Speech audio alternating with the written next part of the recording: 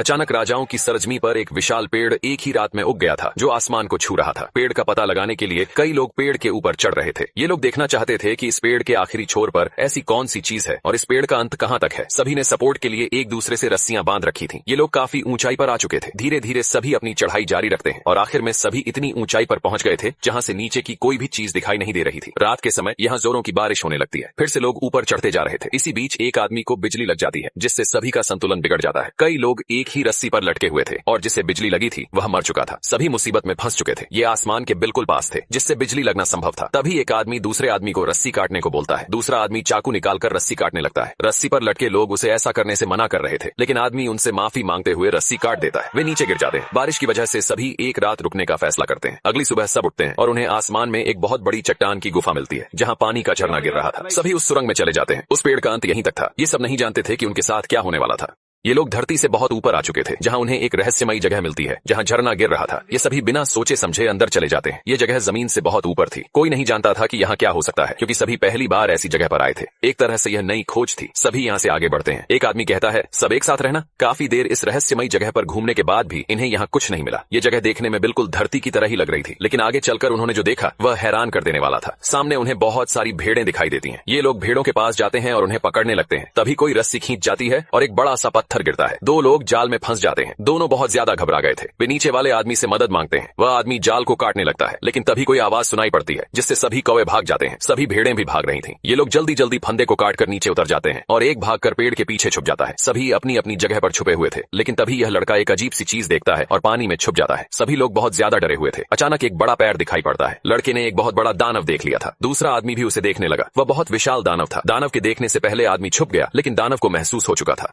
भयानक दिखने वाली यह चुड़ैल जादुई कुएं की रखवाली कर रही होती है क्योंकि उस कुएं के पानी से लोग वापस पुनर्जीवित हो सकते हैं। लेकिन जो कोई भी कुएं के पानी को बाहर निकालता है उसे इसकी भारी कीमत चुकानी पड़ती है। ये तीनों भाई अपनी बीमार माँ को ठीक करने के लिए कुएं का पानी ले जाने आए होते हैं लेकिन डायन उन्हें पानी लेने से मना कर देती है। तीनों भाई उसे समझाने की काफी कोशिश करते हैं लेकिन डायन बताती है कि उनकी माँ की मृत्यु निश्चित है और अगर वो नियम का उल्लंघन करते हैं तो उन्हें इसकी भारी कीमत चुकानी पड़ेगी। डायन फिर से वापस कुएं में चली जाती है। तीनों भाई उसकी चेतावनी को नजरअंदाज करके कुएं का पानी लेकर घर चले आते हैं और जल्दी से पानी अपनी माँ को पिला देते हैं। उनकी न अचानक सांसें लेना शुरू कर देती हैं और आग की लपटों से जारी हुई त्वचा सामान्य होने लग जाती है। महिला अपनी आंखें खोलती है लेकिन जैसे ही उसे पता चलता है कि वो कुएं के पानी से जीवित हुई है तो वो काफी ज्यादा घबरा जाती है और तीनों भाइयों को जल्दी से कहीं चले जाने को कहती है क्योंकि उन्होंने नियम तोड़ा होता है और वो डायन उन्हें ढूंढने आने वाली होती है। लेकिन इससे पहले कि वो कहीं निकल पाते डायन उनके घर में प्रकट हो जाती है और तीनों भाइयों को नियम तोड़ने की सजा देने को कहती है। तभी अचानक वो तीनों भाई धुएं में बदल जाते। बेटा घर के बाहर खेल रहा था और ये माँ श्रृंगार कर रही थी। ये कस्टमर इनके घर के आगे आकर रुकता है और इशारा से रेट पूछता है। इशारे में 300 रुपए बताती है लेकिन ये आदमी 100 रुपए इशारा करता है। ये बोलती है नहीं होगा 200 रुपए लगेगा लेकिन फिर भी आदमी 100 रुपए बताता है। तो अंत में रिक्वेस्ट करती है प्लीज 200 रुपए दे दो लेकिन आदमी बोलता है नहीं होगा। तो अंत में तैयार हो जाती है जिसके बाद अपने बेटे को 5 रुपए देते हुए बोलती है कि बेटा जाओ दुकान से कुछ खरीद कर खा लो। लेकिन बेटा जाने से मना कर देता है। माँ जबरदस्ती से दुकान भेजती है। बेटा के दुकान चले जाने के बाद ये दोनों घर के अंदर आकर दरवाजा बंद कर लेते हैं। फिर इसे सेफ्टी यूज करने को देती है लेकिन ये मना कर देता है। ऊपर से 100 रुपए देता है। इधर बेटा दुकान में आकर काफी देर तक सामान ढूंढते हुए अंत में गुब्बारा पसंद करता है जिसे देखते ही आदमी से पहचान जाता है और दुकानदार से कॉन्डोम लेकर खुद अपने मुंह से फुलाकर धागा में बांधकर बच्चे को दे देता है जिसे लेकर बच्चा काफी खुश होकर अपने घर की ओर जाने लगता है। जिसे रास्ते में देख ये लोग हंसने लगते हैं। जब महिलाएं इसे देखती हैं तो मुंह दाब कर हंसने लगती हैं और जब घर आता है तो ये आदमी से देख हंसते हुए चला जाता है। जब माँ अपने बेटे के हाथ में देखती है तो दौड़ते हुए अपने बेटे के पास आकर गुब्बारे को फोड़कर अपने बेटे को गले से लगाकर रोने लगती है। दोस्तों माँ को मजबूरी इतना मजबूर कर देता है कुछ भी करने को मजबूर हो जाती। आज बैंक में 1 रुपए का नया सिक्का बनकर तैयार हुआ है जो कि अपनी नई जिंदगी को पाकर बहुत खुश है। अब 1 रुपए का सिक्का एक रोशनी की तरफ जाता है जहां पर उसे एक बहुत बड़ा मार्केट नजर आता है। वहां पर वो अपने से बड़े नोट्स को देखता है जो कि उसे डराने लगते हैं। तभी वहां पर 2000 का नोट आ जाता है जिस कारण वहां पर सभी नोट्स की बोलती बंद हो जाती है। अब पूरे दिन मार्केट में कस्टमर आते जाते रहते हैं जिस कारण सभी नोट्स की बारी आती जाती रहती है मगर ये 1 रुपए का सिक्का एक कोने में उदास होकर बैठ जाता है। तभी एक कस्टमर आता है जो कि 99 रुपए की चीनी खरीदता है। सिक्का सोचता है कि अब मुझे नया मालिक मिल जाएगा मगर आदमी उसे सिक्के की जगह 1 रुपए की खट्टी टॉफी दे देता है। ये देखकर सिक्के को गुस्सा आ जाता है और मार्केट से भाग जाता है और एक गेमिंग प्लेटफॉर्म पर पहुंच जाता है जहां एक लड़का आता है जो कि अपने वॉलेट में 1 रुपए का सिक्का ढूंढता है क्योंकि मशीन सिर्फ एक सिक्के से चलती थी। तभी वहां पर उसे नीचे गिरा हुआ सिक्का मिलता है जो कि उसे मशीन में डाल देता है और मशीन चालू हो जाती है और सिक्के को भी मशीन के अंदर उसकी फैमिली मिल जाती है जिसके बाद वो बहुत खुश हो जाता है। महिला ने हल्की सी जादुई ताकत लगाई और कुछ ही सेकंड्स में भारी धनुष उठा लिया। यह शक्तिशाली धनुष तीर को कुछ सेकंडों में कई किलोमीटर दूर भेज सकता था। मारे गए तीर ने पूरे महल के लोगों को डरा दिया, क्योंकि कई सालों में कभी किसी ने देव धनुष नहीं खींचा। यह देखकर महारानी तुरंत उस देव धनुष के पास आई और वह सच में चौंक गई जब उसने देखा कि सच में किसी ने तीर चलाया था। इसीलिए रानी ने अपने सिपाहियों को आदेश दिया कि उस व्यक्ति को जल्द ही ढूंढा जाए जिसने धनुष चलाया। उसकी माँ ने उसे बताया कि राजमहल बहुत ही खतरनाक जगह है, उसे अपनी शक्ति छुपानी पड़ेगी। दुर्भाग्यवश माँ की यह फुसफुसाहट दूसरी राजकुमारी ने सुन ली और बिना कुछ सोचे लड़की की माँ को थप्पड़ जड़ दिया और उसे सबके सामने जलील किया। महिला अंदर ही अंदर क्रोधित, लेकिन अपनी माँ के कहने पर वह कुछ नहीं कर पाई। इस घटना के बाद वह बहुत ही बेबस, क्योंकि शक्ति होने के बावजूद भी वह अपनी माँ की रक्षा नहीं कर पाई। पार्ट 1 में हमने देखा कि लड़की शक्तिशाली होने के बावजूद भी अपनी माँ की रक्षा करने में असफल रही। बाद में लड़की को असहाय महसूस हुआ। हालांकि उसके पास बेहिसाब शक्तियां थीं, लेकिन फिर भी उसे खुद को बेकार दिखाना पड़ता था। इसी बीच उसने देखा कि कोई राजकुमार पर हमला कर रहा था, जबकि वे दोनों नहीं जानते थे कि लड़की और राजकुमार सच्चे प्रेमी हैं। अपने प्रिय प्रेमी को देखकर लड़की ने तुरंत बिना कुछ सोचे अपनी शक्तियों से उन्हें धूल चटा। जब वे दोनों पास थे तो महल से गुजरती दूसरी रानी ने उन्हें देख लिया। उसी समय राजकुमार के पिता को खबर मिल गई और वे तुरंत वहां पहुंचे। उन्होंने अपने बेटे से कहा, अगर तुम किसी और लड़की से विवाह रचाओ तो इस महल की रानी हमारे पूरे परिवार को खत्म कर देगी, लेकिन अगर ये लड़की कल के युद्ध में जीत हासिल करती है तो ये तुमसे विवाह कर सकती है। अगले ही दिन युद्ध की घोषणा कर दी गई, लेकिन लड़की इतनी शक्तिशाली थी कि कुछ ही मिनटों में उसने जाबाज योद्धाओं को धूल चटा और तुरंत ही उसने बैठी हुई लड़की को चुनौती दी कि वह आकर मंच पर उससे मुकाबला कर। पार्ट 3 में हमने देखा कि शाहवान की लाश पर मिले हाथ के निशान किसी बच्चों के थे। इसके अलावा द्रव ने यह भी पाया कि शाहवान और राजदूत में एक समानता थी, जो ये थी कि वो बूढ़े होने के बाद भी तांत्रिक कलाओं में संवेदनशील थी। मूल रूप से रूचा प्राचीन राज्य की गुरु थी, जो तंग के द्वारा शाहवान की मौत का बदला लेना चाहती थी। इसीलिए उसने मंत्रों की शक्ति से उस लड़की को वहां प्रकट किया और सिपाहियों ने उसे चारों ओर से घेर लिया। लड़की ने खुद के फायदे के लिए निर्दोषों को हत्या कर दी और अंततः एक दुखद अंत को प्राप्त कर। पार्ट 1 में हमने देखा कि द्रव के दरवाजे पर एक मोटे चेहरे वाली महिला खड़ी होकर गालियां दे रही है, क्योंकि महिला का बेटा छोटे द्रव द्वारा दिए गए नुस्खे के बाद मर गया। ये सुनते ही छोटा द्रव महिला के घर पहुंचा। मृतक की नारी जांची और उसकी आंखों की तलाशी ली। जल्दी ही उसे समझ आया कि महिला का बेटा विष का शिकार होकर मरा। दवा के बर्तन में बचा विशेष देखकर उसने पाया कि एक अजीब पत्ती है जो उसके अपने नुस्खे का हिस्सा नहीं है। जब वह सोच ही रहा था तो छोटा बंदर उछलकर उसके पास आया और उसके सामने इशारे करने लगा। उसके छोटे पंजे की दिशा में देखने पर जब महिला ने अलमारी खोली और पाया कि उसके अंदर एक पौधे का पैकेट था जिसमें यह पत्तियां थीं। चिकित्सा पुस्तकों में इसका उल्लेख है कि इसे चनकवोस कहा जाता है, जो कि एक जहरीला जड़ी बूटी है। परंतु एक साधारण परिवार के पास ऐसी जहरीली जड़ी बूटी क्यों रखी जा रही थी? ये सुनते ही बहू का चेहरा तुरंत बदल गया। पार्ट 1 में हमने देखा कि सिपाहियों ने निर्देशों का पालन करते हुए चारों ओर आटा फैला दिया। अब आटे के ऊपर ना दिखाई देने वाले किसी के पैरों के निशान बनते हुए दिखाई दिए। सिपाही फिर से इसका पीछा करते हुए पीले आटा का छिड़काव करने लगे। तभी अचानक एक छिपकली प्रकट हुई। सिपाहियों ने कपड़ों की मदद से अनोखी छिपकली को कसकर पकड़ लिया। यह दृश्य देखकर सभी हैरान थे कि आखिर ये है तो है क्या। राजमहल के द्रव ने कहा, शायद हमारे किसी दुश्मन ने इस राक्षस को हमारे राज्य को बर्बाद करने के लिए भेजा हो। इतना कहकर जब द्रव कमरे में गया तो उसे एक मुखौटा दिखाई दिया। बाहर आकर द्रव ने सभी को इस मुखौटे के बारे में सच्चाई बताई कि केवल रात में हमें डराने की यह एक साजिश थी। पिछले पार्ट में हमने देखा कि महिला पुराने विधि को दोहराकर दुर्लभ कीड़ा बनाने की कोशिश में थी। अब महिला के पास सबसे दुर्लभ कीड़ा है और वह इस राज्य में होने वाले प्रतियोगिता को बड़े ही आसानी से जीत लेगी। परंतु तभी कुछ लड़कियां वहां आईं जो इस महिला की बहनें ही थीं, जिससे जल्दी ही महिला ने सुनहरे कीड़े को टोकरी में छुपा दिया। जब महिला की बहनों ने दुर्लभ कीड़े के बारे में पूछा तो महिला भड़क उठी और कहने लगी कि इससे तुम्हें क्या मतलब है। लड़कियों ने कहा, तुम्हें क्या हुआ, हम तुम्हारी बहनें हैं, तुम अचानक से इतनी अजनबी क्यों हो गई। महिला ने जवाब में कहा, सबसे अच्छी बहन जो मेरे कीड़े चुरा लेगी और मुझे 10,000 सांपों वाले कुएं में धकेल कर मारना चाहेगी। पार्ट 1 में हमने देखा कि एक दयालु महिला ने इस कैद पर इस सांप को आजाद कर दिया और उसे सलाह दी कि आगे से सावधान रहना ताकि वो बुरे लोगों द्वारा पकड़ा ना जाए। बाद में उस महिला के जीवन को बचाने वाले उपकार का बदला चुकाने के लिए ये जानकर कि महिला गंभीर रूप से बीमार है और इलाज संभव नहीं है, जादुई सांप ने अपनी 500 साल की आंतरिक शक्ति उगल दी और महिला के मुंह में उस शक्ति को डालते ही महिला तुरंत जीवित हो गई। इधर वो सांप जैसे ही जाने की सोच रही थी तो महिला के बेटे ने उसे देख लिया। उसे लगा कि अल्लू जहरीला है और इंसानों को मार डालेगा, इसलिए उसने बिना कुछ कहे सीधे सांप को फावड़े से 2 टुकड़ों में काट दिया। महिला ने इस छोटी सांप को पहचान लिया था। ये दृश्य देखकर महिला बेहद दुखी हो गई। अचानक ही वो मरा हुआ सांप वहां से गायब हो गया।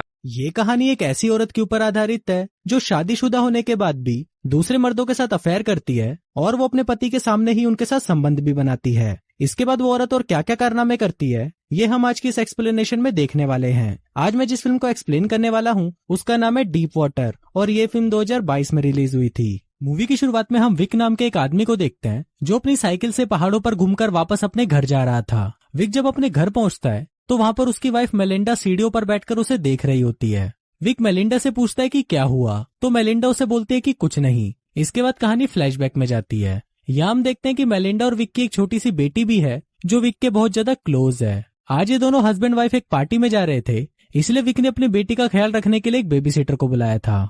दूसरी तरफ मेलिंडा को समझ नहीं आ रहा था कि उसे पार्टी में क्या पहनना चाहिए, तो विक उसकी ड्रेस चुनने में मदद करता है। इसके बाद वो मेलिंडा को अपने हाथों से शूज पहनाता है। तभी मेलिंडा उसे बोलती है कि मैं तुमसे बहुत प्यार कर देता। इसके बाद वो दोनों पार्टी में पहुंच जाते हैं और वहां आते ही मेलिंडा जोल नाम के एक लड़के से फ्लर्ट करना शुरू कर देती है। फिर मेलिंडा जोल को वहीं पर ही किस करने लगती है और उन्हें ये सब करते हुए विक खिड़की से देख रहा होता है। तभी विक के पास उसकी एक फ्रेंड आती है और उसको बोलते है कि तुम्हारी वाइफ का उस लड़के के साथ अफेयर चल रहा है, इसलिए तुम्हें अपनी वाइफ से बात करनी चाहिए। पर इस पर विक उसे बोलता है कि उसकी लाइफ है और मैं उसकी लाइफ में इंटरफेयर नहीं करना चाहता। पर इसके कुछ देर बाद जब जोल वहां पर अकेला होता है तभी विक उसके पास आता है और उससे बातें करने लगता है। फिर जोल विक को बोलता है कि तुम्हें मेरी और तुम्हारी वाइफ की फ्रेंडशिप से बिल्कुल भी प्रॉब्लम नहीं है, जो कि बहुत अच्छी बात है क्योंकि नॉर्मली हस्बैंड इससे जेलस हो जाते हैं। इस पर विक उसे बोलता है कि इस टाउन में मार्टिन नाम का एक आदमी रहता था जो मेरी वाइफ के बहुत करीब था, पर 2 महीने पहले वो इस टाउन से गायब हो गया। अब ये सुनते ही जोल उसे बोलता है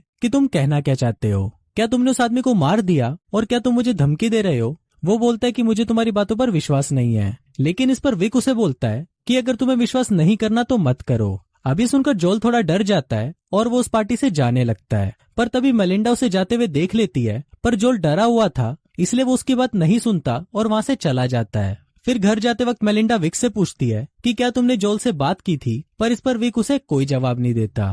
फिर घर वापस आते ही मेलिंडा बेबी सिटर के सामने ही अपने सारे कपड़े उतार देती है। विक उसे ऐसा करने से मना करता है, पर मेलिंडा एक ऐसी कंट्री से थी जहाँ पर ये सब करना काफी आम बात थी और उसे यहाँ पर ऐसे घुट घुट कर रहना पसंद नहीं था। विक उसे बोलता है कि अगर तुम्हें अफेयर करना ही था तो किसी स्मार्ट आदमी से करती। इस पर मेलिंडा उसे पूछते कि क्या तुम्हें स्मार्ट लड़कियां पसंद है। दरअसल मेलिंडा को लगता था कि वो ज्यादा स्मार्ट नहीं है, जिस वजह से विक उसे पसंद नहीं करता।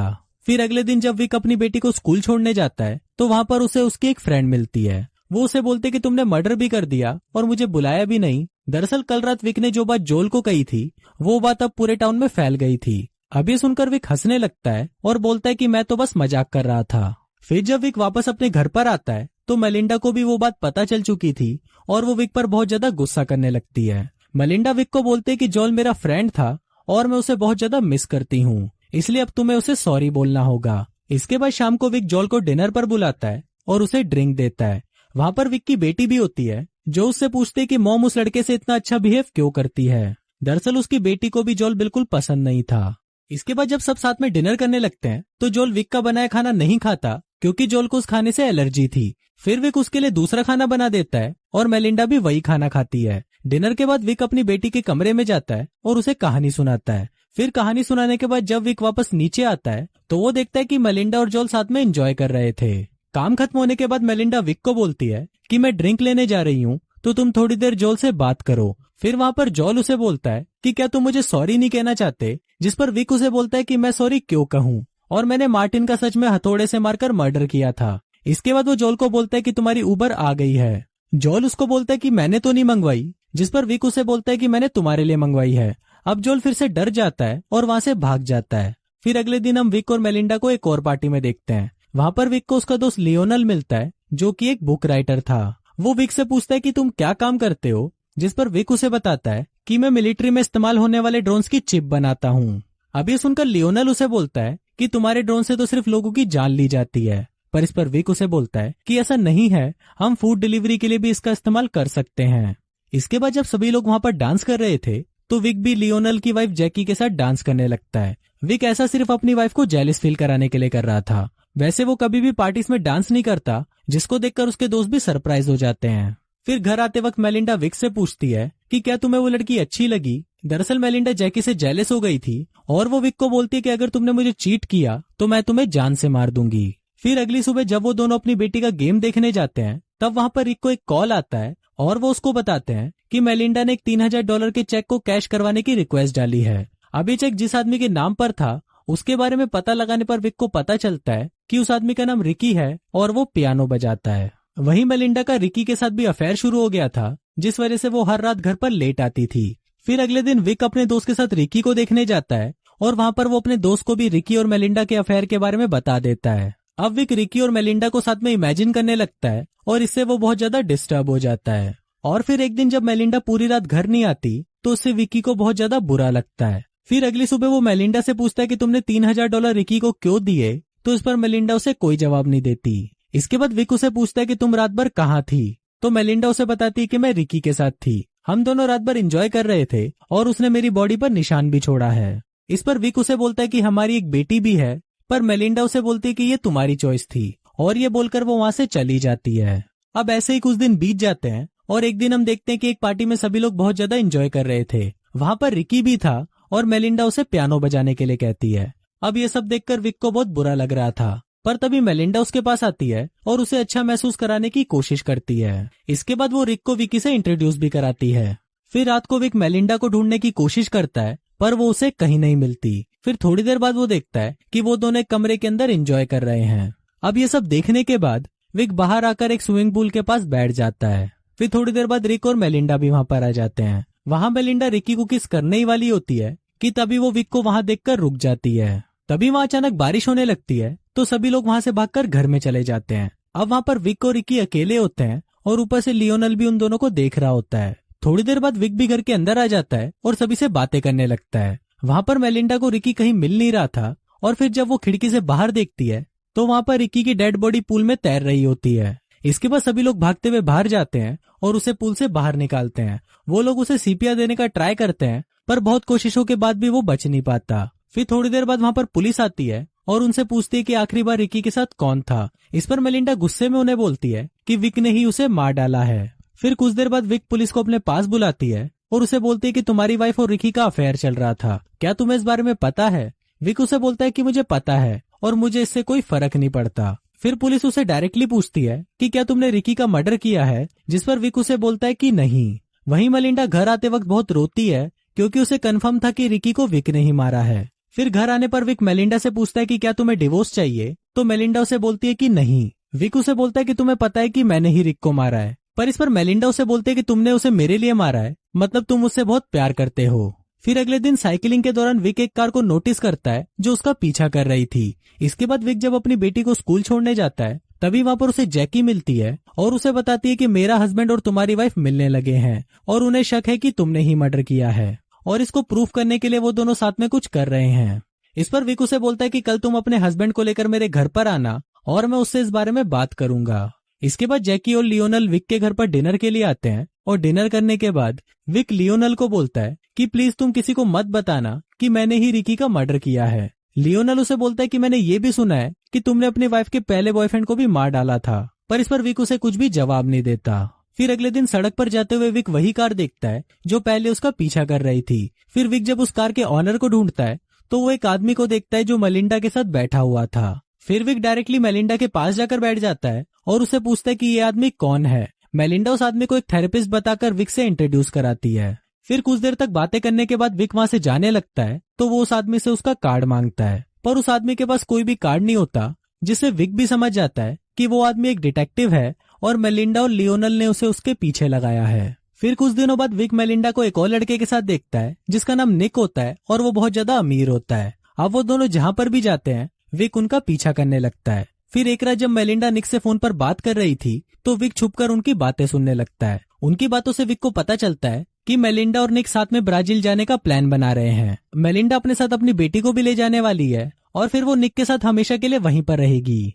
फिर एक दिन मेलिंडा निक को अपने घर लंच पर बुलाती है और वहां पर कुछ देर तक बातें करने के बाद मेलिंडा निक को अपने साथ ऊपर ले जाती है और फिर वो दोनों विक के सामने ही एक दूसरे से चिपकना शुरू कर देते हैं। फिर इसके कुछ दिनों बाद विक निक से मिलता है और उसको बोलता है कि मेलिंडा तुम्हें कॉल करने की कोशिश कर रही थी और हम तुम्हें एक कंस्ट्रक्शन साइट दिखाना चाहते हैं। अब निक विक की गाड़ी में बैठकर उसके साथ जाने लगता है। रास्ते में विक उसे पूछता है कि तुमने मेलिंडा के साथ ब्रेकअप क्यों किया, जिस पर निक उसे बोलता है कि मुझे कुछ याद नहीं है। अब विक बहुत तेज गाड़ी चला रहा था जिससे निक डरने लगता है और वो मेलिंडा को कॉल करने की कोशिश करता है, पर वो लोग जंगलों के बीच में थे जिस वजह से उसके फोन में सिग्नल नहीं आ रहा था। इसके बाद विक एक जगह पर गाड़ी रोकता है और वो निक को बोलता है कि मैं और मेलिंडा यहाँ पर आते रहते हैं। इसके बाद वो एक पत्थर उठाकर निक को मारता है और फिर वो उसे पहाड़ से नीचे गिरा देता है जिससे उसकी वहीं पर मौत हो जाती है। वहीं पास में एक झरना था जिसमें वो निक को डुबा देता है। विक उसके पॉकेट में से सभी चीजें निकाल लेता है ताकि कोई भी उसे पहचान ना पाए। इसके बाद वो घर आता है और निक को मारने की खुशी में वो अपनी बेटी के साथ सेलिब्रेट करता है। तभी वहां पर मेलिंडा आती है और वो विक को बोलती है कि कल हम सब साथ में पिकनिक पे जाएंगे। फिर अगले दिन जब सभी पिकनिक पर जाते हैं तो विक वहां पर देखता है कि उसकी बेटी उसी झरने के पास जा रही है जहां पर उसने कल निक को मारा था। विक वहां पर आकर उसे रोकता है, पर तभी उसकी नजर निक की बॉडी पर पड़ती है जो अब पानी के ऊपर तैर रही थी। अब विक को किसी भी तरह उसकी बॉडी को ठिकाने लगाना था, इसलिए वो अगले दिन साइकिल लेकर वापस उसी जगह जाता है। वहीं मलिंडा जब विक को ढूंढ रही थी तभी उसे विक के सामान में निक का वॉलेट मिलता है, जिसको देखकर वो समझ जाती है कि विक ने उसे भी मार डाला है। अब मलिंडा इससे काफी अपसेट हो जाती है और वो अपने सामान को पैक करने लगती है। वहीं दूसरी तरफ विक निक की बॉडी को एक डंडे से डुबाने की कोशिश करता है, पर तभी वहां पर उसे ऐसा करते हुए लियोनल देख लेता है। अब निक की बॉडी देखकर लियोनल वहां से डरकर भाग जाता है और तभी विक उसे पकड़ने उसके पीछे जाता है। विक शॉर्टकट लेकर डायरेक्ट उसकी कार के आगे आ जाता है और विक को बचाने के चक्कर में लियोनल का बैलेंस बिगड़ता है और उसकी कार सीधा जाकर खाई में गिर जाती है। इसके बाद विक अपनी साइकिल लेकर वापस अपने घर आ जाता है और यहीं से ही हमारी फिल्म की शुरुआत भी हुई थी। वहां बैठकर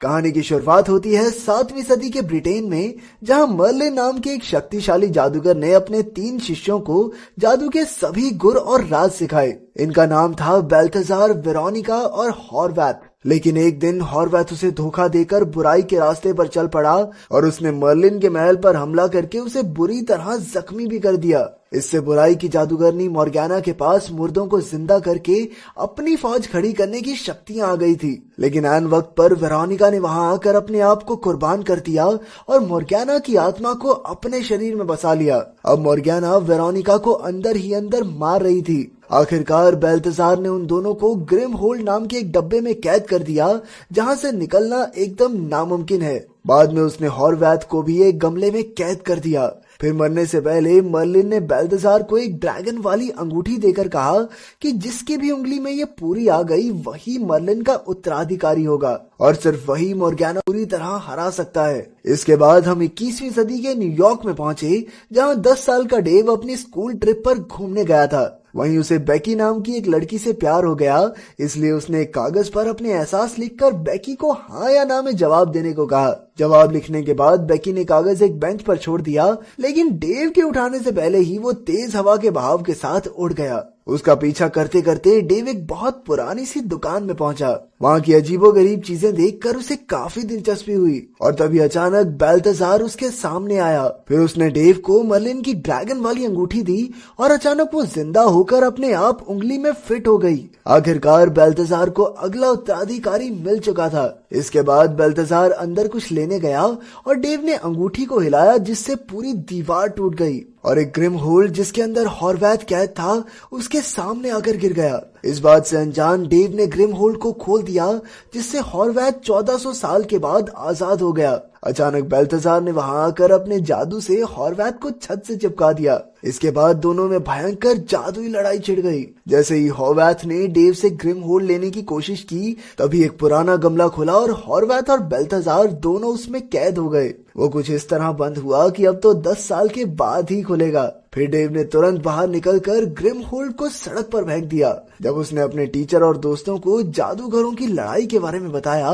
तो सब उस पर हंसने लगे। इस घटना के 10 साल बाद अब डेव एक यूनिवर्सिटी में पढ़ रहा था। वो ड्रैगन रिंग अब भी उसके पास थी। वहां उसकी मुलाकात एक बार फिर बेकी से हो गई। बेकी कॉलेज के रेडियो स्टेशन में ही काम करती थी। उसी वक्त अचानक स्टेशन एंटीना पर जोरदार बिजली गिर गई। अब डेव ने अपनी काबिलियत से सब ठीक करके उसकी मदद की। बेकी भी इस बात से काफी खुश हुई। उधर उस गमले का ताला टूट गया जिसमें हॉर्वैथ और बेल्थेजार कैद थे। हॉर्वैथ ने बाहर निकलकर गमला खिड़की से नीचे फेंक दिया, लेकिन बेल्थेजार ने ऐन मौके पर लटक कर अपनी जान बचाई। जब डेव घर लौटा तो हॉर्वैथ पहले से ही वहां मौजूद था। उसने डेव से ग्रिम होल्ड का पता पूछा तो डेव ने बताया कि उसने तो वो सड़क पर ही फेंक दिया था। हॉर्वैथ को उसकी बात पर भरोसा नहीं हुआ तो उसने डेव के पीछे वहशी भेड़िए छोड़ दिए। जैसे ही उन्होंने डेव पर हमला किया तो वो छोटे छोटे पिल्लों में बदल गई। तभी बेल्थेजार अपने लोहे के बाज पर बैठकर आया और डेव को ट्रेन के नीचे आकर मरने से बचा लिया। फिर किसी सुरक्षित जगह पर जाकर बेल्तजार ने उसे बताया कि हॉर्वैथ अपने साथियों को जिंदा करके इंसानों पर राज करना चाहता है। डेव इस बार इन जादूगरों के चक्कर में नहीं फंसना चाहता था। जब बेल्तजार को पता चला कि अंगूठी अब भी डेव के ही पास है, तो उसने डेव से ग्रिमहोल्ड तक पहुंचने में मदद मांगी। इसके बाद बेल्तजार ने अपनी शक्तियों से पता लगाया कि वो चाइना में एक बुढ़िया के पास था। फिर वो दोनों गमला लेने पहुंचे और डेव बाहर ही रुक गया, लेकिन वहां बूढ़ी औरत का भेष बनाकर हॉर्वैथ भी मौजूद था। उसने बेल्तजार को देखते ही उस पर जोरदार जादुई वार कर दिए। फिर उसने सनलोक नाम के एक जादूगर को आजाद किया, लेकिन इससे पहले कि वो कुछ कर पाता, बेल्तजार ने उसे बिल्डिंग से नीचे फेंक दिया। सनलोक ने अपनी बेल्ट की मदद से नकली ड्रैगन को असली में बदलकर डेव के पीछे लगा दिया। दूसरी ओर बेल्तजार ने हॉर्वैथ को बांधकर ग्रिमहोल्ड अपने कब्जे में लिया। आखिरकार डेव भी काफी कोशिशों के बाद अपनी अंगूठी से जादू करने में कामयाब रहा और उसने सनलोक पर आग का एक बड़ा गोला गिराकर उसे मार डाला। क्योंकि डेव को जादुई दुनिया में कोई दिलचस्पी नहीं थी, तो बेल्तजार ने उससे वो ड्रैगन अंगूठी वापस मांगी और कहा कि कोई नहीं, जा बेटा घर जा, तू मैं देख लूंगा। लेकिन अब डेव का मन बदल गया था और उसने बेल्तजार को उसे जादू सिखाने को कहा। इसके बाद वो दोनों डेव की प्राइवेट लैब में पहुंचे, जहां बेल्तजार ने ग्रिमहोल्ड को छिपाया और डेव को जादू सिखाने लगा। उसने बताया कि उसे जादू के लिए अपनी अंगूठी की जरूरत पड़ेगी और फिर दोनों जादू से बिजली का वार करने की प्रैक्टिस करने लगे। दूसरी ओर हॉर्वैथ भी धीरे धीरे अपनी फौज खड़ी कर रहा था। उसने मॉर्गैना के चेले ड्रेक स्टोन के पास जाकर उसकी मदद मांगी। अगले दिन डेव बेकी के साथ ट्रेन स्टेशन में था, जब अचानक एक चोर ने आकर बेकी का पर्स चुरा लिया। लेकिन डेव ने अपने नए सीखे जादू से उसे जैसे तैसे बेहोश किया और बेकी को उसका पर्स लौटाया। उसके इस कारनामे से बेकी बहुत इम्प्रेस हो गई, क्योंकि उसके हिसाब से एक हट्टे कट्टे चोर का मुकाबला करना डेव के बस की बात तो नहीं थी। इसके बाद डेव ने उसे अपनी लैब में बुलाया। बेकी के सामने डेव ने बेल्तजार को अपना दूर का चाचा बताया। फिर उसने अपनी बनाई एक मशीन की मदद से बिजली की आवाजों से वही गाना बजाना शुरू किया जो बेकी को बेहद पसंद था। ये देखकर तो बेकी के होश ही उड़ गए। खैर, अगले दिन यूनिवर्सिटी के बाथरूम में ड्रेक ने डेव पर हमला कर दिया और हॉर्वैथ ने उसे जान से मारने की धमकी भी दी। वो जल्द से जल्द ग्रिमहोल्ड को पाना चाहता था, लेकिन खुशकिस्मती से बेल्तजार वहां आ पहुंचा। उसने ड्रेक को चित करके हॉर्वैथ को अपने जादू से एक शीशे में बंद कर दिया। आखिरकार लैब में लौटकर बेल्तजार ने डेव को बताया कि उस ग्रिमहोल्ड में मॉर्गैना नाम की एक जादूगरनी है जो लाशों को जिंदा करके दुनिया पर राज करना चाहती है। उसने डेव को ये भी बताया कि डेव कोई आम जादूगर नहीं, बल्कि मर्लिन का अगला उत्तराधिकारी है और अगर वो सच्चे दिल से कोशिश करे तो बिना अंगूठी के भी जादू कर सकता है। कुछ देर बाद डेव को याद आया कि बेकी जल्द ही वहां आने वाली है और लैब में तो सब कुछ बिखरा हुआ था। फिर उसने अपने जादू से झाड़ू पोछे को काम पर लगा दिया और खुद नहाने चला गया।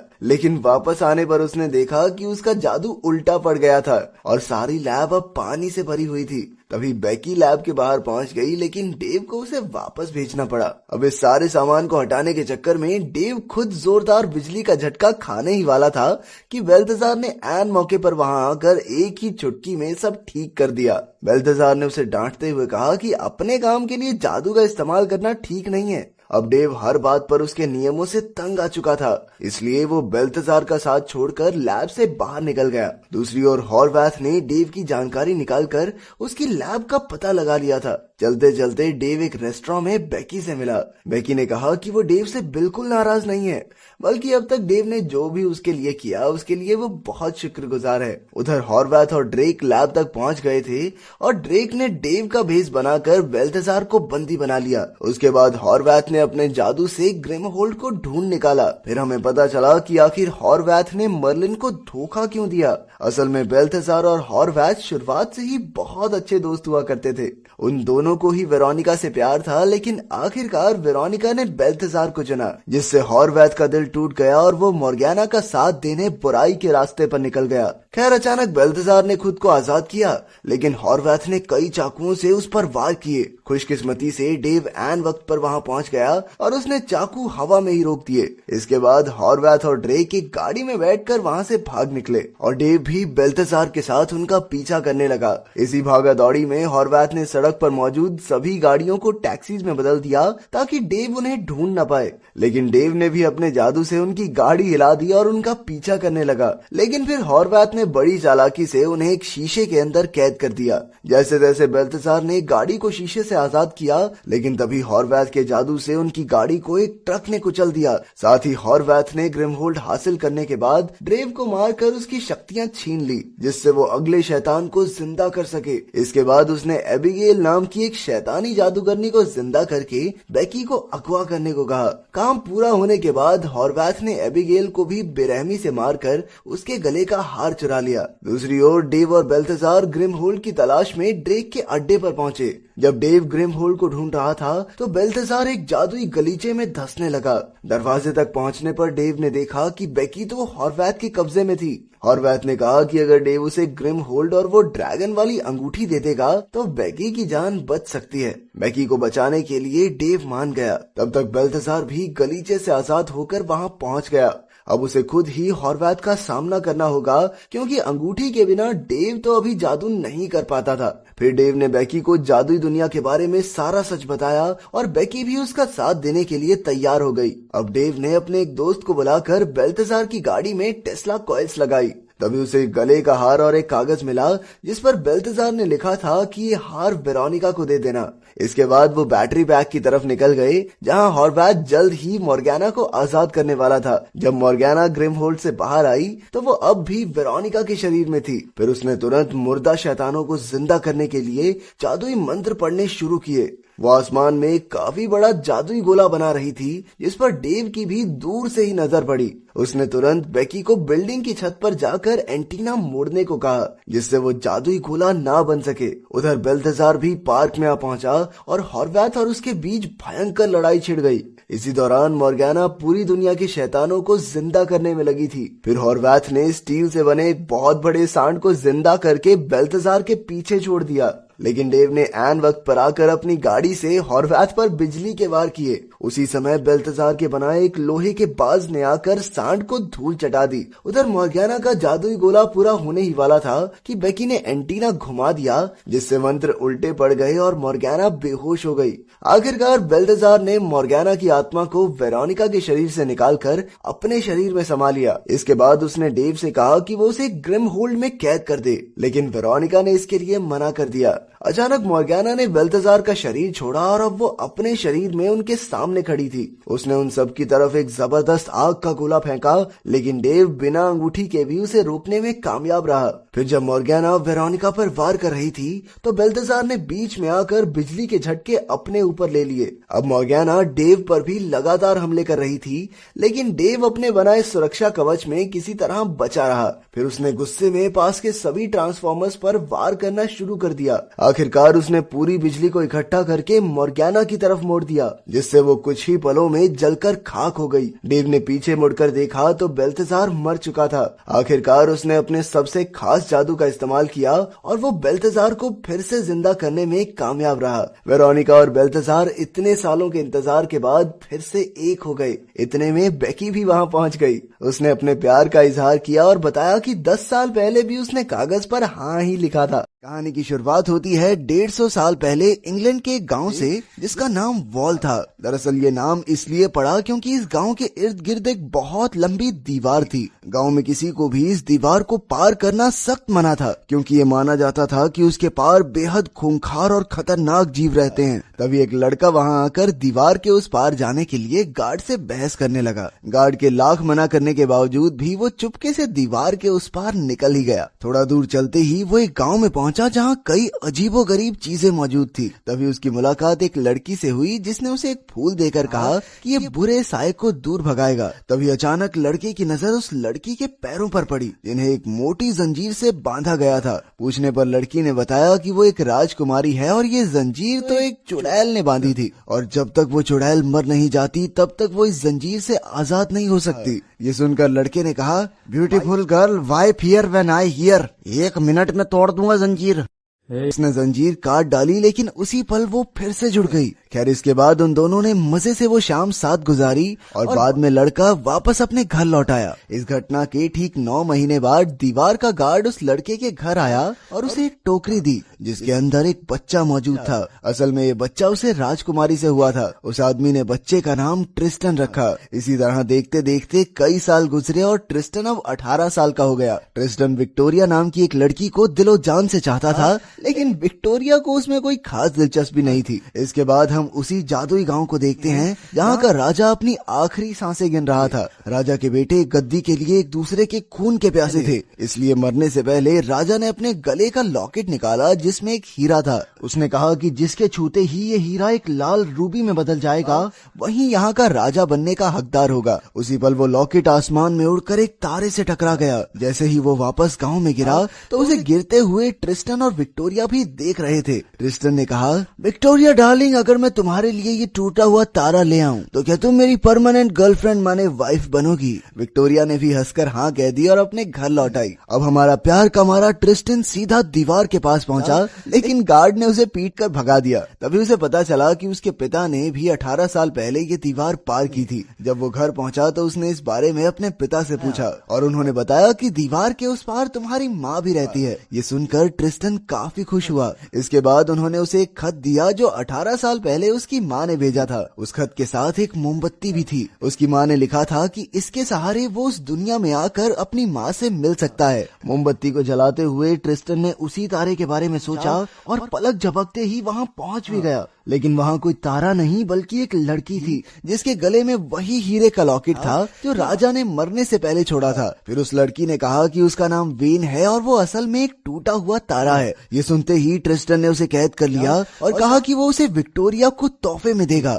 और फिर बाद में अपनी मोमबत्ती के जरिए वापस घर भेज देगा। जैसे तैसे वेन उसके साथ जाने को राजी हो गई। तभी हम 3 चुड़ैलों को देखते हैं जो 200 साल से उस तारे के जमीन पर आने का इंतजार कर रही थी। असल में उनका मानना था कि उस तारे के दिल को चीरकर वो फिर से जवान हो जाएंगी। फिर उनमें से एक चुड़ैल ने एक जानवर को मारकर उसका दिल खा लिया और उसी वक्त वो फिर से एक जवान हसीना में बदल गई। उधर राजा के तीनों बेटे प्राइमस, टर्टस और सेप्टिमस आज भी लॉकेट की तलाश में थे। आपसी रंजिश के चलते सेप्टिमस ने टर्टस को मार डाला और प्राइमस के साथ हीरे की खोज में निकल पड़ा। दूसरी ओर ट्रिस्टन और वेन चलते चलते थक गए थे, इसलिए वेन एक पेड़ के नीचे बैठ गई। फिर ट्रिस्टन खाना ढूंढने के लिए जंगल में गया, लेकिन उसके लौटने से पहले ही एक यूनिकॉर्न वहां आकर वेन को अपने साथ ले गया। इसके बाद डार्क मैजेस्टी ने अपने शानदार जादू से एक नकली गांव का निर्माण किया। उसकी बहनों ने उसे बताया कि वो तारा वेन बहुत जल्द यहाँ आने वाली है। थोड़े ही समय में वेन वहाँ आई और डार्क मैजेस्टी उसे बहला फुसला कर अपने घर ले गई। उधर ट्रिस्टन उसी पेड़ के नीचे सो रहा था। फिर आसमान में मौजूद बाकी तारों ने, जो शायद वेन के भाई बहन हैं, ट्रिस्टन को बताने की कोशिश की कि वेन खतरे में है। तभी उसे सपना आया कि 3 चुड़ैलों ने तारे को मारकर उसका दिल ले लिया।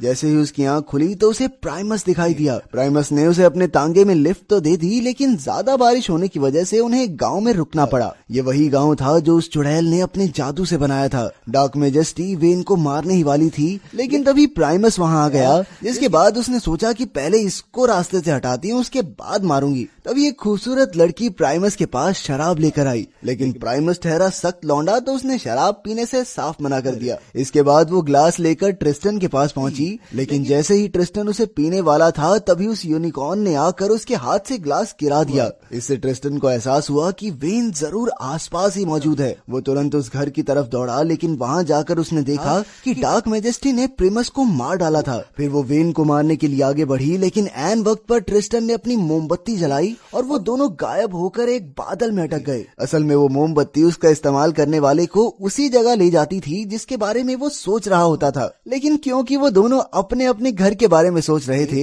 इसलिए वो बीच में ही फंस गए, जहां उन्हें कुछ समुद्री डाकुओं ने दुश्मन समझकर अगवा कर लिया। लेकिन बाद में उनके सरदार ने उन पर दया करके ट्रिस्टन को थोड़ी तलवारबाजी सिखाई और उन्हें पास वाले टापू पर छोड़ दिया। फिर चलते चलते उनकी मुलाकात एक दूसरी चुड़ैल से हुई और उन्होंने उससे मदद मांगी। तभी अचानक चुड़ैल की नजर उस फूल पर पड़ी जो ट्रिस्टन के पिता ने उसे दिया था। उसने कहा कि अगर वो उसे फूल दे देगा तो वो उसे गांव तक ले जाएगी। जैसे ही ट्रिस्टन ने उसे फूल दिया तो चुड़ैल ने जादू से उसे एक चूहे में बदल दिया। तभी वेन उस पर चिल्लाने लगी, बेशरम चुड़ैल, ये क्या कर दिया तूने? ये चुड़ैलों भरोसा करना ही नहीं चाहिए। लेकिन वो चुड़ैल उसे देख या सुन नहीं पा रही थी। वेन इस चीज का फायदा उठाकर तांगे में बैठकर गांव के बाजार तक पहुंच गई। फिर जब चुड़ैल ने जादू से चूहे को ट्रिस्टन बनाया तो वेन चुपके से उसे भगाकर एक होटल में ले आई। दूसरी ओर सेप्टिमस समुद्री डाकुओं से मिलने गया और ट्रिस्टन और वेन के बारे में पूछा, लेकिन डाकुओं ने उसे उनका पता देने से साफ इनकार कर दिया। वो अकेला था और डाकू काफी सारे, तो सेप्टिमस भी मौका देखकर वहाँ से भाग निकला। अब वो गांव की तरफ बढ़ रहा था और दूसरी ओर डार्क मैजेस्टी भी वहाँ आने वाली थी। इतने समय तक उसके साथ रहकर वेन मन ही मन में ट्रिस्टन को चाहने लगी थी। इसी तरह रात गुजर गई और सुबह होते ही ट्रिस्टन वेन के कुछ बाल काटकर विक्टोरिया को देने के लिए निकल गया। लेकिन तभी उसने देखा कि वो बाल चमकते हुए पाउडर में बदल गए थे। वो समझ चुका था कि वेन जादुई दुनिया को छोड़कर दीवार के इस पार आएगी तो मारी जाएगी। अब वो तुरंत वेन की ओर भागने लगा, लेकिन दूसरी ओर वेन नींद से उठकर होटल से निकल चुकी थी। वो गांव की दीवार के उस पार जाने ही वाली थी कि ऐन वक्त पर ट्रिस्टन की माँ ने वहां आकर उसे बताया कि अगर उसने दीवार पार की तो वो एक पत्थर में बदल जाएगी। तभी डार्क मैजेस्टी भी वहां आ गई और उसने उस चुड़ैल को मार डाला जो उसकी बहन थी। उसके मरते ही ट्रिस्टन की माँ बेड़ियों से आजाद हो गई। लेकिन अब डार्क मैजेस्टी उसे और वेन को पकड़कर अपने महल में ले आई। कुछ ही पलों में ट्रिस्टन दीवार के पास पहुंचा और उसने गार्ड से वेन के बारे में पूछा, जिसने उसे बताया कि एक काले कपड़ों वाली औरत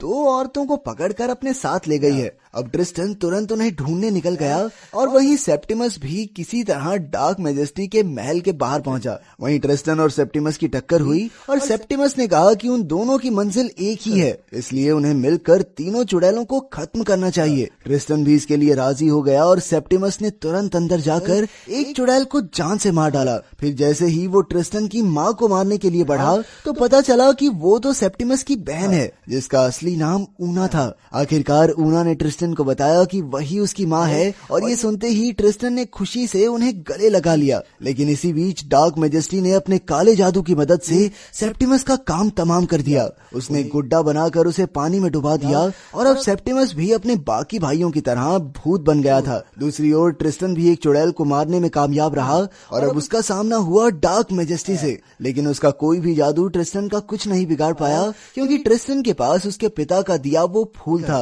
ये फूल उसने चुड़ैल को मारकर वापस ले लिया था। तभी अचानक डार्क मैजेस्टी ने जादू करके सेप्टिमस की लाश से ट्रिस्टन पर हमला करवाया, लेकिन ट्रिस्टन ने अपनी बहादुरी से उसे भी खत्म कर दिया। वो भागकर वेन के पास पहुंचा, लेकिन डार्क मैजेस्टी भी मौका देखकर तलवार की मदद से ट्रिस्टन को मारने ही वाली थी, लेकिन इसके बदले उसने वेन को आजाद कर दिया। आखिरकार डार्क मैजेस्टी ने कहा कि अब वेन का दिल उसके किसी काम का नहीं, क्योंकि उसकी बहनें तो मर ही चुकी हैं, तो वो इतने साल अकेली जीकर क्या करेगी। जैसे ही वेन और ट्रिस्टन वहां से निकले तो अचानक सारे दरवाजे बंद हो गए। असल में ये डार्क मैजेस्टी का ही एक प्लान था। वो जानती थी कि तारे अपनी जिंदगी में सिर्फ एक बार ही प्यार करते हैं और ये काफी हद तक साफ था कि वेन ट्रिस्टन से प्यार करने लगी थी। अगर ट्रिस्टन उसकी आंखों के सामने मर गया तो वेन का दिल अपने आप ही चकनाचूर हो जाएगा, जिसके बाद वो डार्क मैजेस्टी के किसी काम का नहीं। अब जैसे ही वो उन दोनों पर हमला करने के लिए बढ़ी तो वेन ने ट्रिस्टन को जोर से गले लगा लिया। उसी पल वेन सूरज की तरह चमकने लगी,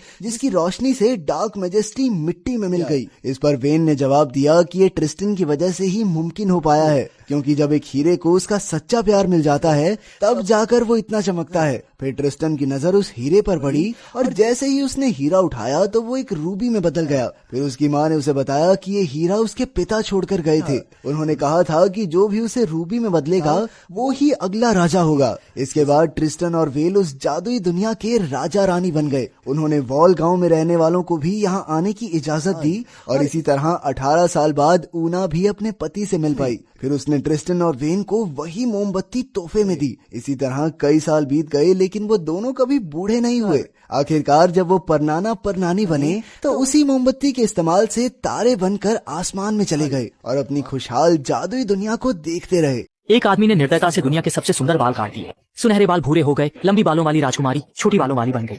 लंबी बालों वाली राजकुमारी के बाल जन्म से सुनहरे थे और रात में चमकते थे। एक खुरदुरा बूढ़ा हाथ एक लट को पकड़ता है और वह हाथ अचानक कोमल हो जाता है। झुर्रियों वाला चेहरा तुरंत जवान हो जाता है। उसने एक लट को काट दिया और वह लट अचानक काली हो गई। चुड़ैल की त्वचा तेजी से बूढ़ी हो रही थी। असल में राजकुमारी से दूर होते ही सुनहरे बालों का प्रभाव हो जाता है। चुड़ैल ने हमेशा जवान रहने के लिए राजकुमारी को उठा लिया। छोटी राजकुमारी के बालों का जादुई गुण एक फूल की वजह से था। बहुत समय पहले आकाश से एक किरण गिरी। उस किरण में एक सुनहरा फूल खिला। एक चुड़ैल ने पाया कि अगर वह इस सुनहरे फूल के सामने गाना गाए तो वह मृतकों को जीवित कर सकती है और हमेशा जवान रह सकती है। यह निश्चित रूप से खजाना था। चुड़ैल ने उस फूल को छिपा दिया। उस फूल से वह लंबे समय तक जीवित रही। 1000 साल बाद एक देश की रानी प्रसव से पहले अचानक गंभीर रूप से बीमार हो गई। राजा को सुनहरे फूल की खबर मिली और उसने सैनिकों को हर जगह खोजने भेजा। अंत में सैनिकों ने सुनहरे फूल को ढूंढ कर ले आए। राजा ने सुनहरे फूल का सूप बनाकर महारानी को पिला दिया। उस फूल ने रानी को न केवल बचाया बल्कि उसे सुनहरे बालों वाली राजकुमारी भी दी।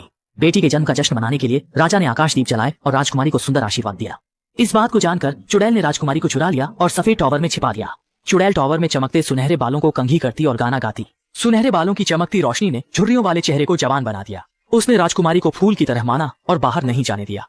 इस तरह राजकुमारी चुड़ैल की बच्ची बन गई और हमेशा टॉवर में बंद रही। समय बीतता गया और 18 साल बाद राजकुमारी और आकर्षक हो गई, लेकिन उसने कभी बाहर कदम नहीं रखा। उसका एकमात्र दोस्त यह गिरगिट था। उसके बाल 18 मीटर लंबे हो गए थे और उपकरण बन गए थे। जब माँ घर आती तो राजकुमारी लंबे बाल फेंककर माँ को टॉवर में वापस लाती। कल उसका 18वां जन्मदिन है और हर साल इस दिन आकाश में उड़ते हुए आकाशदीप दिखाई देते थे। कल जन्मदिन पर राजकुमारी महल में जाकर आकाशदीप देखना चाहती है। माँ सहमत नहीं है। राजकुमारी उसकी सुंदरता का उपकरण बन गई है तो वह उसे कैसे बाहर जाने दे सकती है। वह कहता है कि बाहरी दुनिया खतरनाक है और राजकुमारी को टॉवर में रहने के लिए बहकाता है। माँ के जाने के बाद राजकुमारी विचारों में डूब जाती है। वह वास्तव में आकाशदीप देखना चाहती है, लेकिन माँ उसे नहीं समझती। जब राजकुमारी टॉवर से निकलने की कल्पना कर रही थी, एक आदमी उसकी ओर दौड़ता हुआ आता है। उसका नाम दाशान है। वह वांछित अपराधी है। उसने महल से ताज चुराया और सैनिक उसका पीछा कर रहे थे। उसने भूगोल का उपयोग कर घुड़सवारों का मार्ग अवरुद्ध कर दिया। एक तेज सफेद घोड़ा उसके पीछे पीछे आ गया। दाशान बेलों से सैनिकों को लात मारता है और सफेद घोड़े पर सवार होकर भाग जाता है। सफेद घोड़ा अचानक तेज ब्रेक लगाता है और क्रोधित होकर पीछे देखता है। यह सफेद घोड़ा बहुत व्यक्तित्ववान है। चाहे बड़ा पहाड़ इसे कैसे भी चलाए, ये स्थिर रह सकता है। उसने ताज वाले बैग को देखा और उसे छीनने की कोशिश की। संघर्ष के दौरान बैग एक टेढ़े पेड़ पर फेंक दिया गया। वे सभी बैग को पाने के लिए कोर्ट में।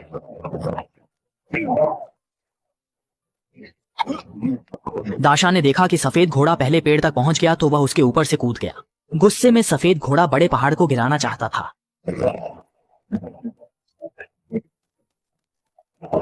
जैसे ही दाशान ने बैग पकड़ा, बड़ा पेड़ अचानक टूट गया। सफेद घोड़ा और बड़ा पहाड़ दोनों खाई में गिर गए।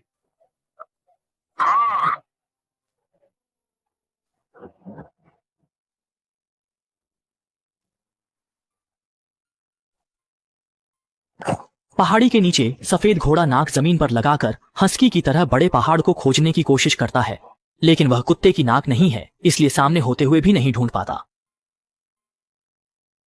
दाशान ने अनजाने में एक गुफा देखी। वह जल्दी से उसमें छिप गया और देखा कि सफेद घोड़ा दिखावा कर रहा है कि वह उसे खोज रहा है। कक्षा में अचानक 2 किशोर उड़ते हुए आए। उनकी पोशाक कुछ अलग थी। शिक्षक ने सिर बाहर निकालकर देखा, लेकिन लड़की ने महसूस कर लिया उसका गला 360 डिग्री घूम सकता था, जिससे शिक्षक एक कछुए की तरह सिर अंदर कर लिया। लड़की किसी को ढूंढ रही थी और न मिलने वाले सहपाठियों ने उस मार्क्स की ओर इशारा किया जो अभी तक सामने नहीं आया था। लड़की तुरंत आगे बढ़ी। दोनों तरफ की उत्तर पुस्तिकाएं तुरंत जलने लगी। उसकी आकर्षकता से स्टीव जॉब्स भी ईर्ष्या करने लगे, लेकिन शार्क बॉय को जलन होने लगी और कागज पलक झपकते ही टुकड़े टुकड़े हो गया। लावा गर्ल ने डेस्क उठाई, जमीन पर सिकुड़े हुए मार्क्स को देखा और फिर कहा, हमें तुम्हारी मदद चाहिए। तुम हमारे साथ स्पिड प्लैनेट चलो। मार्क्स को विश्वास नहीं हो रहा था कि यह सच है। जो वह सोच रहा था वह वास्तव में हो रहा था। उसने साबित करने के लिए आंखें बंद कर लीं कि यह सिर्फ एक सपना है, लेकिन आंखें खोलने पर भी देखा कि दोनों वहीं थे। शार्क बॉय ने गंभीरता से कहा, हमारा स्पिड प्लैनेट नष्ट होने वाला है, हमें तुम्हारी मदद चाहिए। जब मार्क्स संकोच कर रहा था, शिक्षक ने प्रोत्साहित किया, तुम उनके साथ जाओ। मार्क्स मना नहीं कर सका और सहपाठियों की नजरों में साहसिक यात्रा पर निकल पड़ा। वे एक शार्क स्पेसशिप में दौड़ पड़े। सुरक्षा के साथ विशेष चश्मा पहनकर मार्क्स ने स्विच चालू किया। स्पेसशिप एक शार्क की तरह तेजी से उड़ान भरने लगी, वायुमंडल की ओर बढ़ने लगी। अंत में पृथ्वी से बाहर निकलकर यह बृहस्पति, शनि, नेपच्यून को पार करते हुए सौरमंडल से बाहर निकल गई और स्पिड प्लैनेट पर उतरी। यह परिचित फिर भी अजनबी ग्रह वास्तव में मार्क्स के सपनों में बनाया गया था, लेकिन कल रात अंधेरे ताकतें अचानक आ गईं और इस सुंदर दुनिया को निगलने लगी। बड़े डेटा के अनुसार 45 मिनट में स्पिड प्लैनेट पूरी तरह से नष्ट हो जाएगा। इसे बचाने के लिए हमें ग्रह के दूसरे छोर पर ड्रीम टाइड्स तक जाना होगा। यह ग्रह के खराब होने की शुरुआत है। इसे बदलकर ही स्पिड प्लैनेट को बचाया जा सकता है, लेकिन यात्रा कठिन है। पहले समय की सुरंग से गुजरना, विचार ट्रेन पकड़ना, चेतना नदी पार करना और जमे हुए अराजकता के समुद्र को पार करना होगा। लेकिन कार्रवाई शुरू भी नहीं हुई थी कि अंधेरा आ गया। तीनों ने स्केटबोर्ड से मनोरंजन पार्क में प्रवेश किया। ये बच्चों के खेलने और सपने देखने की जगह थी, लेकिन इलेक्ट्रॉनिक पिताजी ने इसे बंद कर दिया था। बहुत सारी खुशियां एक बार शुरू होने के बाद रुक नहीं सकती, क्योंकि अगर बच्चे रुकते हैं तो वे सो जाते हैं और सपने देखने लगते हैं, जिससे इलेक्ट्रॉनिक पिताजी की ऊर्जा खींची जाती है। तीनों ने पहले इन बच्चों को बचाने की योजना बनाई। जल्द ही लावा गर्ल कार पर कूद गई। नायकों को देखकर बच्चे बहुत उत्साहित हो गए। कार को रोकने के लिए उसने बड़ी मात्रा में लावा उगला। शार्क बॉय ने भी पीछे से खींचने की पूरी कोशिश की, दोनों के सहयोग से रोलर कोस्टर आखिरकार रुक गया। बच्चों के सुरक्षित निकलने के बाद तीनों फिर से रोलर कोस्टर पर बैठ गए। इलेक्ट्रॉनिक डैड को रोकना था। डैड को ग्रह में रोशनी लानी चाहिए थी, लेकिन उसने केवल अंधेरा लाया। रोमांचक सवारी के बाद तीनों इलेक्ट्रॉनिक डैड के कंट्रोल रूम पहुंचे। डैड ने तुरंत पावर प्लग को उन पर हमला करने का आदेश दिया। शार्क बॉय मुकाबला नहीं कर सका। प्लग ने उसे जमीन पर पटक कर झटका दिया। लड़की ने मुट्ठी बांध ली और उसके शरीर में ऊर्जा बहने लगी। फिर वह उड़कर ऊंचे मंच पर पहुंची और लावा हमला शुरू किया। जल्द ही डैड बेहोश हो गया।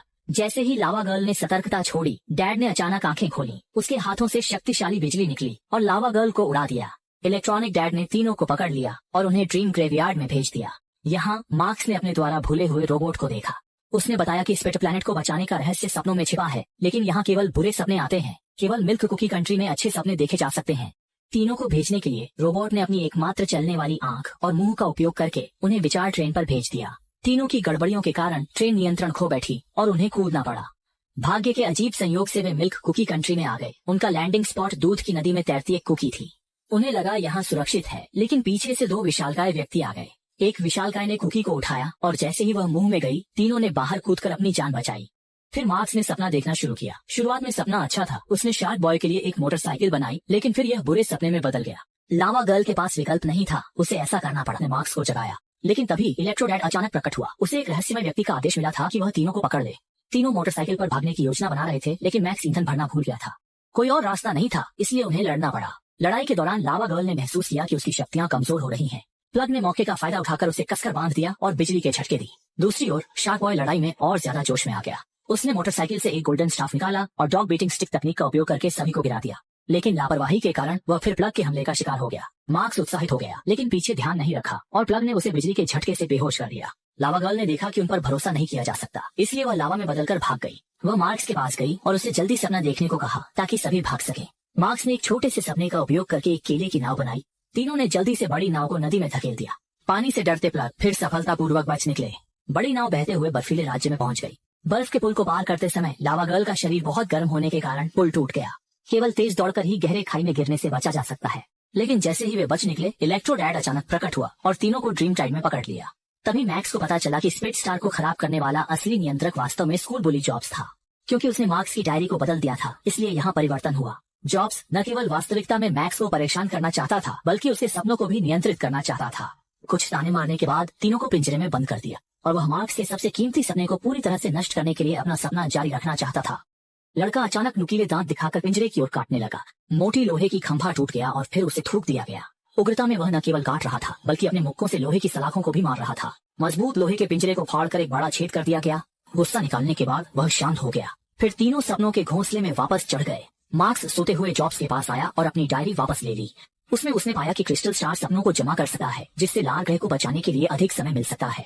वे जल्दी ही बर्फ के महल में पहुंच गए और क्रिस्टल स्टार बर्फ के स्तंभ के सबसे ऊपर था। शार्क बॉय बिना किसी हिचकिचाहट के ऊपर चढ़ गया, लेकिन जब वह उसे पकड़ने ही वाला था, वह गिर गया और उसका शरीर बीच में ही अटक गया। नीचे की फ्लेम गर्ल ने क्रिस्टल हार्ट को देखा तो वह गुस्से में आ गई। मैक्स ने उसे शांत करने के लिए बर्फ का टुकड़ा दिया, फिर बर्फ के स्तंभ पर चढ़कर क्रिस्टल हार्ट पकड़ लिया, लेकिन तभी बर्फ का स्तंभ टूट गया और क्रिस्टल हार्ट उसके हाथ से छूट गया। लावा गर्ल ने उसे पकड़ने की कोशिश की, लेकिन वह बर्फ की मूर्ति बन गई। क्रिस्टल हार्ट को छूने की मनाही से जमीन पर बर्फ के टुकड़े गार्ड बनकर खड़े हो गए। तीनों को महल में ले जाया गया और फिर बर्फ की रानी धीरे धीरे आई। मैक्स थोड़ा उत्तेजित हो गया। ये रानी उसकी सहपाठी अजू थी। कारण जानने के बाद रानी ने मैक्स से कहा कि तुम्हारे पास जो क्रिस्टल स्टार है वह नकली है और असली क्रिस्टल स्टार कमरे में है। सही चुनो और ले जाओ। लेकिन मैक्स ने चुनने की कोशिश नहीं की, क्योंकि वे सभी नकली थे। असली क्रिस्टल स्टार रानी के गले में लटका हुआ था। उसने सपने में सब जान लिया था। रानी ने वादा निभाया और लटकन मैक्स को दे दिया। बोर्ड ने 10वीं और 12वीं की परीक्षा में शामिल होने वाले छात्रों के लिए महत्वपूर्ण घोषणा की है। अब छात्रों को अपने स्कूलों में ही परीक्षा देनी होगी। पहले उन्हें परीक्षा केंद्रों पर जाना पड़ता था, लेकिन अब यह निर्णय उनकी सुविधा और सुरक्षा को जमा करने वाले थे, तो पाया कि क्रिस्टल स्टार में कोई बदलाव नहीं हुआ। तभी लावा गर्ल बर्फ तोड़कर बाहर आई और कहा कि क्रिस्टल हार्ट का उपयोग केवल बर्फ की रानी कर सकती है। जब तीनों असमंजस में थे तो सामने की बर्फ की बारात अचानक टूट गई। कुछ प्लग्स ने सबको छेड़ना शुरू कर दिया। शार्क बॉय गुस्से में आ गया। उसे पता था कि यह इलेक्ट्रॉनिक डैड का जाल है, लेकिन वह अपने आवेग को नियंत्रित नहीं कर सका और पानी में कूद गया। लेकिन इलेक्ट्रॉनिक डैड ने पानी में इलेक्ट्रिक ईल डाल दी। जल्दी ही ईल ने शार्क बॉय को जकड़ लिया। बिजली के झटके से वह नदी के तल में डूब गया। लावा गर्ल को पानी से डर लगता था, लेकिन शार्क बॉय को बचाने के लिए उसने जान की परवाह किए बिना ठंडे पानी में छलांग लगा दी। उसने अपनी सारी ऊर्जा का उपयोग करके शार्क बॉय को बचा लिया। वह बेहोश हो गया। बेहोश पड़े दोस्तों को देखकर मैक्स ने गहरी पीड़ा के साथ आत्मचिंतन किया। चाहे सपने में हो या हकीकत में, वह एक बहादुर व्यक्ति बनेगा। तभी शार्क बॉय अचानक जाग गया। लावा गर्ल के मरने की खबर सुनकर वह बहुत दुखी हुआ।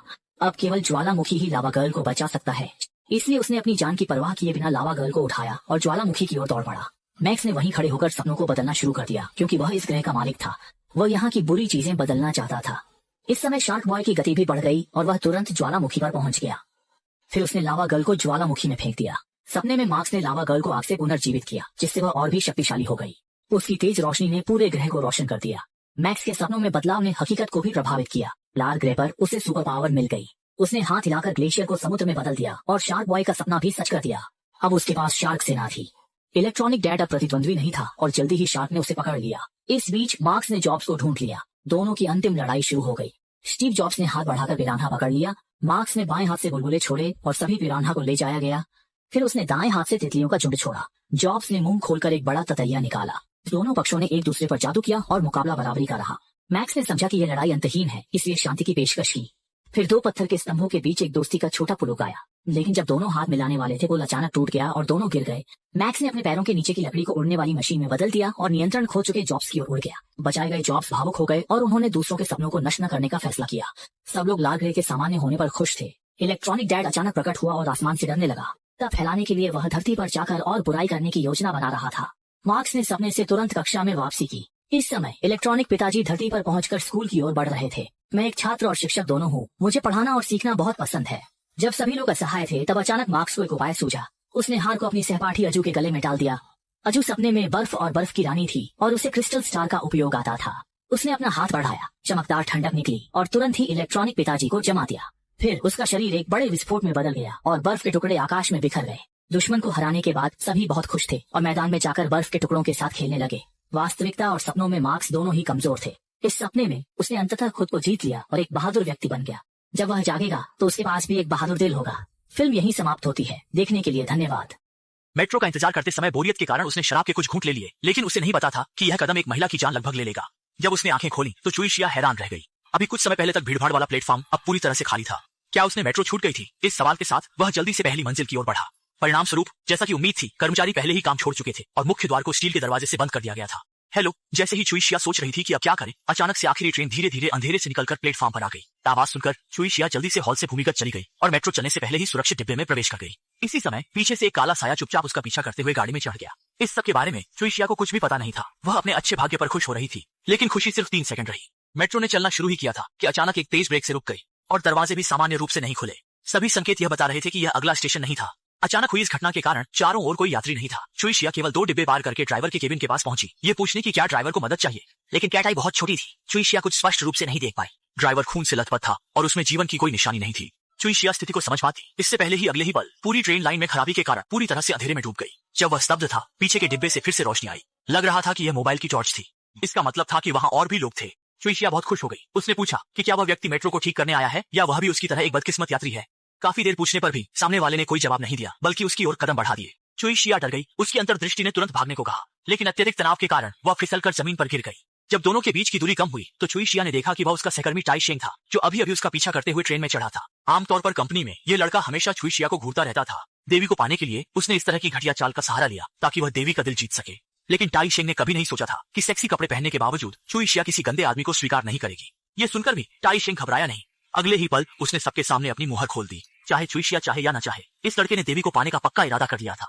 तभी पीछे का दरवाजा अचानक खुल गया। इसके तुरंत बाद टाई शेंग को एक रहस्यमय शक्ति ने जबरदस्ती बाहर खींच लिया।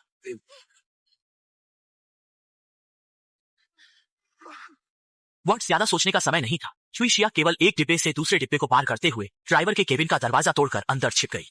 उसने अभी सांस भी नहीं ली थी कि दरवाजे के बाहर एक काला साया देखा। इस स्थिति में चुईशिया को अपनी जगह बदलते रहना पड़ा, लेकिन ऐसा लग रहा था कि सामने वाला उसे छोड़ने का इरादा नहीं रखता।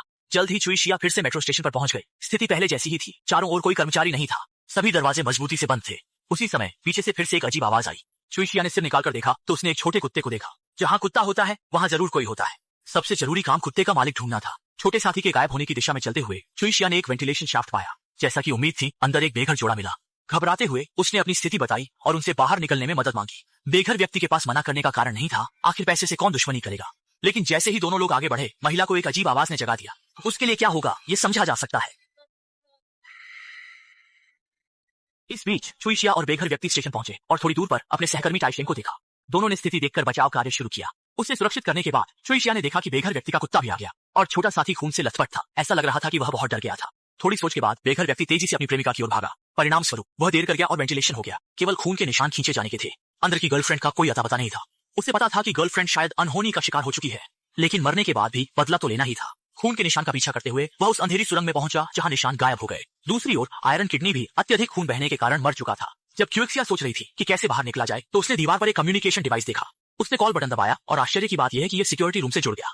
हेलो किसी के ड्यूटी पर होने की आवाज सुनकर क्यूएक्सिया ने तुरंत मेट्रो स्टेशन पर हुई घटना को विस्तार से बताया, लेकिन ड्यूटी पर मौजूद गार्ड ने विश्वास नहीं किया, क्योंकि उसके अनुसार मेट्रो स्टेशन पर बेघर लोग रात बिताते हैं, नशेड़ी हंगामा करते हैं, ये कोई नई बात नहीं है। ऐसे लोग जो समाज के लिए कोई योगदान नहीं देते, सिक्योरिटी गार्ड उनकी मदद क्यों करेंगे। जब सामने वाले ने फिर भी विश्वास नहीं किया तो क्यूएक्सिया ने अपने सहकर्मी की लाश को सीसीटीवी कैमरे के सामने खींच लिया। खून बहने की घटना देखकर गार्ड ने आखिरकार समस्या की गंभीरता को समझा, लेकिन जैसे ही वह पुलिस को बुलाने की तैयारी कर रहा था, एक बड़ी हाथ ने चाकू से उसका गला काट दिया। इंटरकॉम से चीखने की आवाज सुनकर क्यूएक्सिया को पता चला कि गार्ड भी अनहोनी का शिकार हो चुका है। वह पागल की तरह उस बेघर व्यक्ति से मिलने दौड़ी और संयोग से वह मिला जब वह अपनी गर्लफ्रेंड का बदला लेने जा रहा था। अगर सब ठीक रहा तो जल्द ही कुछ अनहोनी होने वाली थी। एक महिला मेट्रो में सफर कर रही थी जब उसने अचानक देखा कि एक राक्षस शिकार कर रहा था। क्यूएक्सिया डर के मारे इधर उधर भागने लगी। भागते भागते वह गलती से एक सीवर में पहुंच गई। रोशनी की दिशा में चलते हुए क्यूएक्सिया एक परित्यक्त गोदाम में पहुंच गई। वह रास्ता ढूंढने के लिए पागलों की तरह दौड़ने लगी, लेकिन ज्यादा दूर नहीं भाग पाई और पूरा गोदाम अंधेरे में डूब गया। राक्षस से बचने के लिए क्यूएक्सिया ने टॉर्च बंद कर दी, लेकिन जब उसने फिर से टॉर्च चालू की तो राक्षस उसके सामने खड़ा था। क्यूएक्सिया डर के मारे बेहोश हो गई। वास्तव में तथाकथित राक्षस भी एक इंसान था जिसे समाज ने त्याग दिया था और वह सीवर में रहने लगा। सालों से अंधेरे में रहते हुए इंसानी मांस खाकर वह एक राक्षस में बदल गया था। वह अपने शिकार को पानी की जेल में बंद कर देता था और समय समय पर देखता था कि वे जीवित हैं या नहीं। जीवित रहने का मतलब है कि मांस ताजा है और इसे कुछ दिन और रखा जा सकता है। मरे हुए लोगों के मामले में यह आसान था, क्योंकि राक्षस लाशों को कहीं भी फेंक देते थे ताकि चूहे उन्हें खा सके। इस तरह जब उसे शिकार नहीं मिलता तो वह चूहों को खाकर अपनी भूख मिटा लेता था। राक्षस के जाने के बाद क्यूएक्सिया होश में आई। उसने मुश्किल से अपने शरीर को हिलाया और आसपास के माहौल का निरीक्षण किया। फिर उसने एक काले व्यक्ति से बातचीत में जाना कि पिंजरे के नीचे का हिस्सा खोखला है, और जब राक्षस ने लाश खींची तो दाईं ओर का छोटा दरवाजा बंद करना भूल गया। अब उन्हें बच तैरकर सफलतापूर्वक जेल से भागना था। काले व्यक्ति ने सुना और चौंक गया, क्योंकि उसे तैरना नहीं आता था। ये सुनकर क्यूएक्सिया ने गहरी सांस ली और पानी में डुबकी लगाई। तभी राक्षस भी अंदर आ गया। काले व्यक्ति ने मरे होने का नाटक करके उसका ध्यान खींचा। क्यूएक्सिया ने एक हाई हील उठाई और राक्षस की आंख में जोर से घोंप दी। फिर जल्दी से पिंजरा खोला और राक्षस के प्रतिक्रिया करने से पहले काले व्यक्ति को लेकर चुपचाप वहां से निकल गई। गलियारे में हर जगह राक्षस द्वारा खाए गए शव पड़े थे और ज्यादातर दरवाजे बंद थे। बड़ी मुश्किल से एक रोशनी वाले कमरे में पहुंचे तो वह एक ऑपरेशन थिएटर निकला। वहां एक महिला की पुरानी लाश पड़ी थी। क्यूएक्सिया ने अंदाजा लगाया कि राक्षस पुरुषों को भोजन के रूप में इस्तेमाल करता है और महिलाओं को प्रजनन के लिए। यह सोचकर क्यूएक्सिया जोर जोर से रोने लगी। शांत होने के बाद दोनों आगे बढ़ते रहे, लेकिन एग्जिट लिखे दरवाजे के पीछे या तो एक पत्थर का पुल था या रास्ता ईंटों से बंद था। सौभाग्य से क्यूएक्सिया ने ध्यान से देखा और नीचे कुछ दरारें पाई। अगर अनुमान सही है तो पीछे काफी जगह होनी चाहिए। जैसे ही उसने कहा, काले व्यक्ति ने कुछ किक्स मारकर बड़ा छेद बना दिया। क्यूएक्सिया ने तुरंत अंदर घुस गई। उसी समय काले व्यक्ति ने डर के मारे देखा कि राक्षस वेंटिलेशन शाफ्ट से उनका पीछा कर रहा था। दोनों के जाने के बाद राक्षस भी एक बहुत ही स्टाइलिश तरीके से कूदकर नीचे उतरा। न जाने कितनी देर दौड़ने के बाद क्यूएक्सिया ने अचानक देखा कि आगे एक रोशनी वाला कमरा है। अंदर जाकर उसने देखा कि एक पिंजरे में बेघर व्यक्ति था। देखा गया कुत्ता, स्पष्ट है कि यह भी राक्षस का क्षेत्र है। जैसे ही सुइशा ने कुत्ते को बचाया, आसपास से फिर से अजीब आवाजें आने लगी। राक्षस को डराने के लिए काले आदमी ने हथौड़ा उठाकर जोर से मारना शुरू किया। उसे लगा कि उसकी यह हरकत जरूर असर करेगी, लेकिन जैसे ही उसने सिर झुकाया, राक्षस उसके पीछे ही था। फिर उसने एक ही बार में काले आदमी की गर्दन काट खाई। खून से भरे दृश्य ने सुइशा को इतना डरा दिया कि वह एक पल भी वहां नहीं रुक सकी। वह पागलों की तरह भूल भुलैया सुरंगों में भागने लगी। ठीक उसी समय थोड़ी दूर पर एक ट्रेन आ रही थी। सुइशा ने देखा और पीछा किया। जैसे ही वह करीब पहुंचने वाली थी, अंधेरे में छिपे राक्षस ने उसे जमीन पर पटक दिया। संयोग से पास में एक लोहे का हुक पड़ा था। सुइशा ने तुरंत हुक उठाकर राक्षस के सिर में घोंप दिया। अंधेरी सुरंग को पार करते हुए सुइशा लंगड़ाते हुए नजदीकी प्लेटफॉर्म पर पहुंची। पूरी रात के रोमांचक अनुभव ने उसके दिल को शांत नहीं होने दिया। इस समय भिखारी का कुत्ता भी उसके पास आ गया। जब छोटा कुत्ता नए मालिक की गोद में कूदा तो मेट्रो स्टेशन पर पहले कामकाजी लोग भी दिखाई दिए और एक आवारा की तरह कपड़े पहने हुए सुइशा ने बेतुके तरीके से अपनी पहली बड़ी कमाई कर ली। पैसे मिलने के बाद सुइशा खुशी से हंस पड़ी। अगर मुझे पता होता कि पैसे कमाना इतना आसान है तो मैं काम पर क्यों जाती। इस प्रकार फिल्म समाप्त होती है